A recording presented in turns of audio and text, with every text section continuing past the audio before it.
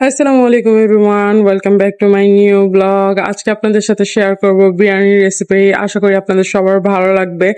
তো চলেন শুরু করা যাক। প্রথমে আমি এখানে মাংস নিয়েছি, মাংসগুলোকে সুন্দর করে ধুয়ে টুকরো টুকরো করে নিয়েছি। বিরিয়ানির আর কি কিউব করে টুকরো টুকরো করে নিয়েছি, ছোট ছোট করে। এখানে আমি 2 কেজি মাংস নিয়েছিলাম, সাথে দিয়েছি পেঁয়াজ আর দিয়েছি 2 কাপের মতো টক দই। এরপরে দিয়েছি আদা 1 চামচ, 1 চামচ পরিমাণ আদা দিয়ে দিয়েছি। এরপরে দিয়েছি 5 মিশালি গরম মশলার গুঁড়ো, এটা হচ্ছে কি রাঁধুনি গরম মশলা। এরপরে দিয়ে দিয়েছি 1 চামচের মতো কাঁচামরিচ গুঁড়ো।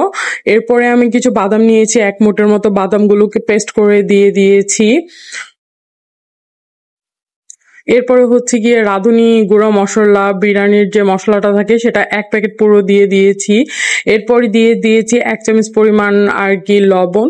আপনারা 2 কেজি মাংসের সাথে যেই পরিমাণ আপনাদের স্বাদ মতো সবকিছু অ্যাকচুয়ালি দিয়ে নিবেন।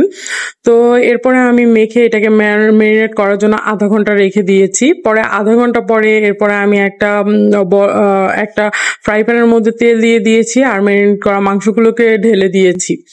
প্রথমে আমি মাংসটা কিভাবে প্রসেস করতে হয় বিরিয়ানি সেটা নিয়ে আগে ডিসকাস করতেছি। এরপরে রাইসটা কিভাবে আমি রানবো সেটা নিয়ে আর কি ডিসকাস করব।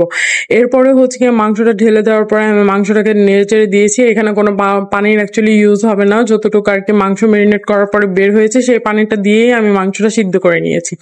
এই ক্ষেত্রে আমি একদম লো ফ্লেমে দিয়ে ঢাকনা দিয়ে দিয়েছি আর মাংসটাকে আস্তে আস্তে সিদ্ধ করে নিব সুন্দর করে। এক্ষেত্রে ঢাকনা দিলে মাংসটা নিচ থেকে আস্তে আস্তে সিদ্ধ হয়ে যাবে, সেক্ষেত্রে পানি ইউজ করা লাগবে না।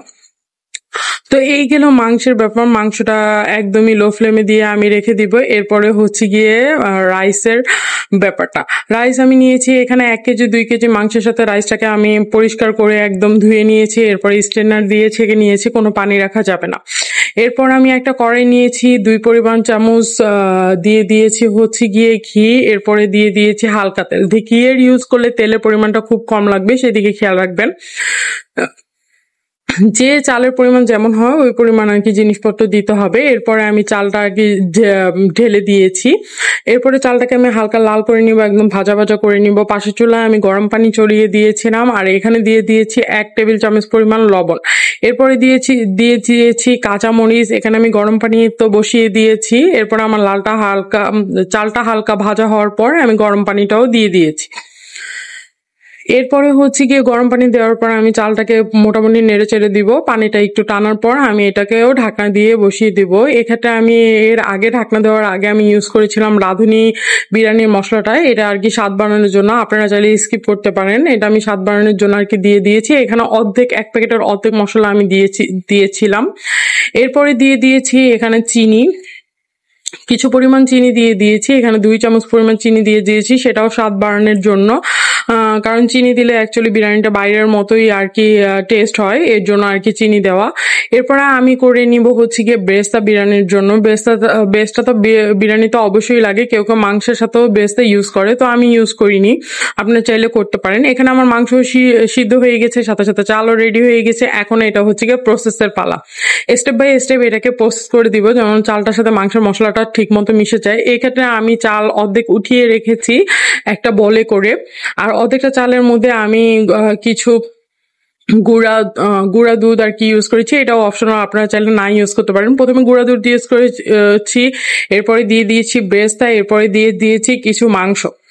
এরপরে হচ্ছে গিয়ে ওই মাংসের উপরে আমি একই স্টেপে আবার চাল দিয়ে দিয়েছি, রাইসটা দিয়ে দিয়েছি। এরপরে দিয়ে দিয়েছি কিছু গুঁড়া দুধ, কিছু মাংস, আবার দিয়ে দিয়েছি বেরেস্তা। এরকম করে আমি 3টি স্টেপে বারবার আর কি বারবার আর কি স্টেপটা তৈরি করেছি।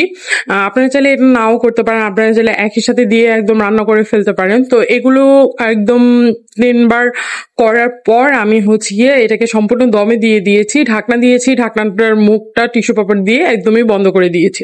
আপনারা দেখতেই পাচ্ছেন আমি কিভাবে করেছি। তো সেইভাবে না করলে আপনারা একসাথেই বসিয়ে দিবেন। তো এই তো আমার শেষ একদম ফাইনাল ব্রেসটা দিয়ে আমি এটাকে একদম দমে দিয়ে দিব প্রায় 40 মিনিটের মতো। তো 40 মিনিট পরে আমি আবারও ফিরে আসছি। ফিরে এসে ঢাকনা উঠিয়ে এটাকে নেড়েচেড়ে একদম মিক্স করে দিয়েছি। দেখেন আমার বিরিয়ানিটা কত সুন্দর হয়েছে, মাশাআল্লাহ মাশাআল্লাহ আলহামদুলিল্লাহ। আমার বিরিয়ানি একদম রেডি। তো আজকের জন্য এতটুকুই। আশা করি আপনাদের সবার ভালো লাগবে। বিরিয়ানিটা খেতেও মজা হয়েছে। তো আশা করি আপনারা লাইক শেয়ার দিয়ে আমার পাশে থাকবেন। তো thank you for watching my video.